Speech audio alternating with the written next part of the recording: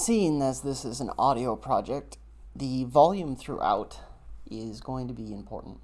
We can adjust this by changing the different tracks' amplitude or the size of the sound waves. And there's a few different ways to do this, but we're going to focus on two. So the first is the envelope tool, which is this one right here. It can be accessed by clicking on it or clicking F2, and it kind of looks like a line, right, with two arrows on either side. And when I click that, notice that the screen changes, and I have access to changing the amplitude of the whole track, right, or by just clicking and going up and down, or I can also click on individual points, and I can there's already one here, and I can just lower that one point, or I can add other points. Every time I click, I add another control point. So now I'm only going to control this point, the section between those 2 points. It's going down, and I'm just clicking and dragging. Now if I click over here, I can add a point in between.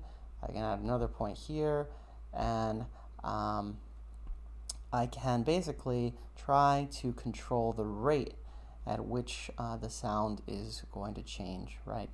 And then I can come back over here and change this section, or I can add one here and just work on the part in between. So as you can see, I can quickly adjust the way the sound will be perceived along my track. Now, this can be a little messy, and it might be a bit too much for a first project and not something that you really want to bother with. What I see most people doing is really just maybe adjusting the volume for the whole track, especially if it's like a sound track that would be maybe overwhelming the narration. They'll just adjust that volume. But the other feature I want to show you, I'm going to go to my selection tool so that these points disappear.